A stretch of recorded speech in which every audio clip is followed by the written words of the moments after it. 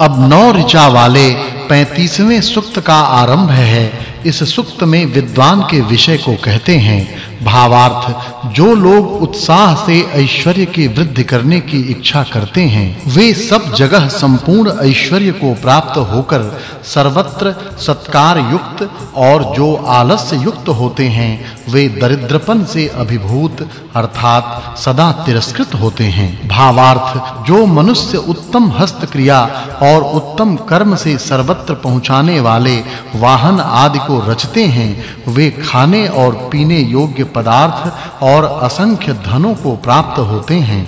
भावार्थ, इस मंत्र में वाचक् लुप्तोपमा अलंकार है। हे मनुष्यों, परमेश्वर आप लोगों के प्रति 4 प्रकार के पुरुषार्थ को सिद्ध करो ऐसा कहता है कि जो परस्पर मित्र होकर कार्य की सिद्धि के लिए प्रयत्न करो तो धर्म, अर्थ, काम और मोक्ष की सिद्धि आप लोगों को बिना संशय प्राप्त होवे। भावार्थ, कार्यों के साधन कैसे और काहे के बने हुए होते हैं यह पूछा जाता है।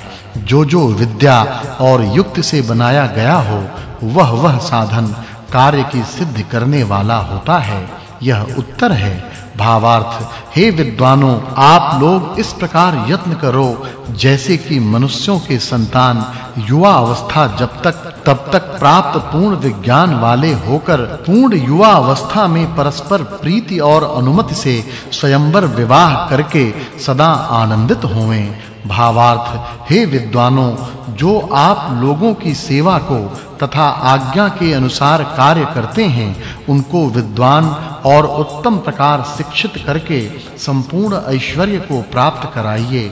भावार्थ, जो मनुष्य विद्वानों के मित्र, सबके सुख चाहने वाले, प्रातः काल, मध्य काल और सायं काल में करने योग्य कर्मों को करके उत्तम कर्म करने वाले होवें, ये सबके मित्र हुए भाग्यशाली होवें।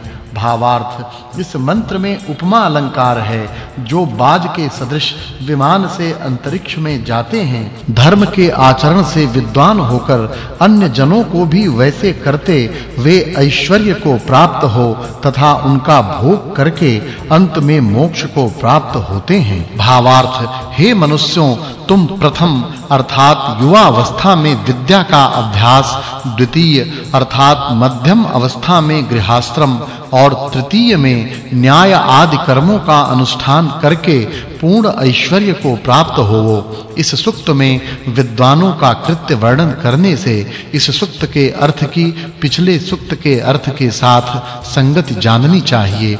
यह 35वां सूक्त और छठा वर्ग समाप्त हुआ। अब 9 ऋचा वाले 36वें सूक्त का आरंभ है। इसमें शिल्प विद्या के विषय को कहते हैं। भावार्थ, हे मनुष्यों, तुम लोग अनेक प्रकार के अनेक काल चक्रों तथा पशु घोड़ा के वाहनों से रहित अग्नि और जल से चलाए गए विमान आदि वाहनों को बना पृथ्वी, जलों और अंतरिक्ष में जा आकर और ऐश्वर्य को प्राप्त होकर पूर्ण सुख वाले होवो। भावार्थ, हे बुद्धिमानों, जो वाहनों के बनाने और चलाने में चतुर शिल्पी जन होवें, उनका ग्रहण और सत्कार करके शिल्प विद्या की उन्नति करो। भावार्थ, हे बुद्धिमान जनों, जो आप लोग विद्वानों में स्थित होकर उनसे अध्ययन और उपदेश करें तो ज्ञान वृद्ध होने से युवा अवस्था को प्राप्त हुए भी वृद्ध होकर सत्कृत होवें। भावार्थ, इस मंत्र में वाचक् लुप्तोपमा अलंकार है। जो प्रशंसित कर्मों को करते हैं वे व्यवहारिक और पारमार्थिक सुख को प्राप्त होकर पंडित वरों में प्रशंसा को प्राप्त होते हैं। भावार्थ, वे ही विद्वान उत्तम हैं कि जो विद्यार्थी को विद्वान करते हैं उन्हीं को पढ़ाना और उपदेश देना चाहिए। जो पदार्थ विद्या से रहित होवें वे ही सुखी होते हैं। जो विद्या और धन को प्राप्त होकर धर्मात्मा होवें।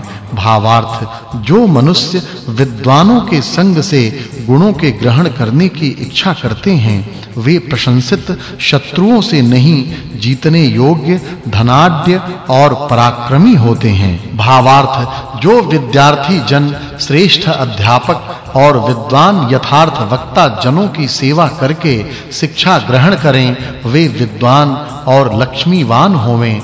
भावार्थ जो विद्वान पढ़ाने और उपदेश करने से मनुष्यों की बुद्धि बढ़ाते हैं वे सबके हितैषी जानने चाहिए। भावार्थ जब मनुष्य विद्वानों को प्राप्त होवे तब विज्ञान, सत्य श्रवण, धन, उत्तम प्रजा और शूरवीर युक्त सेना की याचना करें। उनसे यथार्थ विद्या को प्राप्त होकर अन्यों को निरंतर बोध करावें। इस सूक्त में विपश्चित के गुण कृत्य वर्णन होने से इस सूक्त के अर्थ की पिछले सूक्त के अर्थ के साथ संगति जाननी चाहिए। यह 36वां सूक्त और 8वां वर्ग समाप्त हुआ। अब 8 ऋचा वाले 37वें सूक्त का आरंभ है। इसमें आप्त के विषय को कहते हैं। भावार्थ इस मंत्र में वाचक् लुप्तोपमा अलंकार है। जो जन धार्मिक विद्वानों के मार्ग अर्थात मर्यादा से चलते हैं वे प्रजा के हित करने में समर्थ होते हैं। भावार्थ हे मनुष्यों आप लोग ऐसा पुरुषार्थ करो जिससे पवित्रता, बुद्धि और चातुर्य बढ़े और जो मांस मद्य के आहार का त्याग करके उत्तम पदार्थ का भोग करते वे निरंतर विज्ञान को बढ़ाते हैं। भावार्थ इस मंत्र में उपमा अलंकार है। हे मनुष्यों जैसे विद्वान जन आप लोगों के लिए सुख देते हैं और आप लोगों के हित की इच्छा करते हैं वैसे ही आप लोग भी उनके लिए आचरण करो। भावार्थ हे राजपुरुषों आप लोग विस्तीर्ण बल से युक्त और सेना के अंगों के सहित विराजमान और ऐश्वर्य से शोभित हुए राज्य के आनंद की वृद्धि के लिए पुरुषार्थ करो जिससे शत्रुजन आप लोगों का तिरस्कार करने को समर्थ न हो सकें। भावार्थ इस मंत्र में वाचक् लुप्तोपमा अलंकार है। आप लोग स्पर्धा से परस्पर बल बढ़ा के संग्राम में शत्रुओं को जीतो। भावार्थ हे राज सेना जनों जो आप लोगों के अध्यक्ष राजा और बुद्धिमान रक्षक होवें तो आप लोगों का सर्वत्र विजय और सुख निरंतर बढ़े। भावार्थ जो मनुष्य बाल्यावस्था से लेकर विद्वानों की शिक्षा का ग्रहण करें उनकी संपूर्ण इच्छाएं पूर्ण होवें। भावार्थ इस मंत्र में वाचक् लुप्तोपमा अलंकार है। मनुष्यों को चाहिए कि राजा और राजपुरुषों से धन की उन्नति सदा करें जिससे बहुत प्रकार का सुख होवे। इस सूक्त में विद्वानों के गुणों का वर्णन होने से इस सूक्त के अर्थ की पिछले सूक्त के अर्थ के साथ संगति जाननी चाहिए। यह 37वां सूक्त और 10वां वर्ग समाप्त हुआ। अब 10 ऋचा वाले 38वें सूक्त का आरंभ है। इसमें कैसा राजा हो इस विषय को कहते हैं। भावार्थ हे राजा और सेना के अध्यक्ष आप दोनों उत्तम प्रकार शिक्षित भृत्यों को रख दुष्टों को नाश करके और विजय को प्राप्त होकर न्याय से राज्य का पालन करो। भावार्थ इस मंत्र में उपमा अलंकार है। जो राजजन शिल्प विद्या से उत्पन्न शस्त्र, अस्त्र और उत्तम प्रकार शिक्षित 4 अंगों से युक्त सेना को सिद्ध करें तो कहीं भी पराजय न होवे। भावार्थ इस मंत्र में उपमा अलंकार है। जिस राजा के राज्य में नीचा स्थान जल के सदृश और सब प्रकार से गुणों का पात्र एक होता है उसके समीप योग्य पुरुष रहते हैं। भावार्थ इस मंत्र में वाचक् लुप्तोपमा अलंकार है। हे राजन जो जन अपने राज्य में शांति करने शत्रुओं के राज्य में भय देने और बलयुक्त अधिक अवस्था वाले प्रसिद्ध कीर्ति युक्त होवें उन्हीं को शत्रुओं के जीतने के लिए नियुक्त करो।